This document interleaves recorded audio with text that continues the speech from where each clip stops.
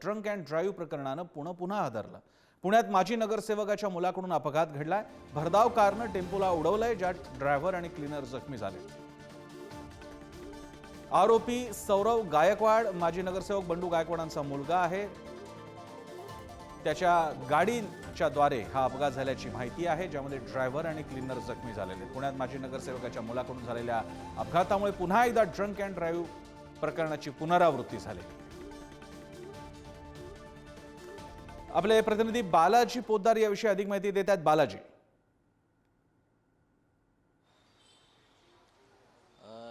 Drink and ड्राईव्हच्या घटनेने पुणे सातत्याने घटना ज्या आहेत त्या समोर येत आहेत। पुन्हा एकदा पुणे हादरलेलं आहे। एका राजकीय नेत्याच्या मुलाने ड्रिंक अँड ड्राईव्ह करून हा अपघात केलेला आहे। मुंडवा मांजरी झेड कॉर्नर इथं हा मंगळवारी पहाटेच्या सुमारास हा अपघात घडलेला आहे। आपण जर CCTV त्याच्या पाहिल्या तर किती गंभीर, किती भरधाव वेगाने ही गाडी होती। हॅरियर नावाची ही गाडी आहे।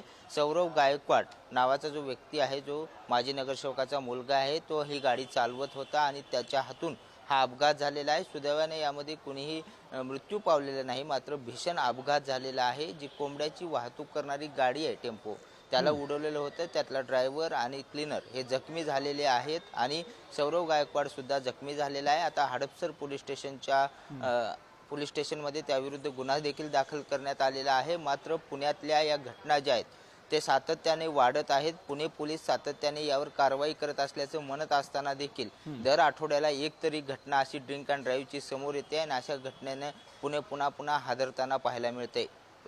अतिशय वाईट घटना घडलेली आहे। नेमका आजचा दिवस एवढा चांगला, मात्र अशा घटनांमुळे गालबोट लागतात। धन्यवाद तुम्ही दिलेल्या माहितीसाठी।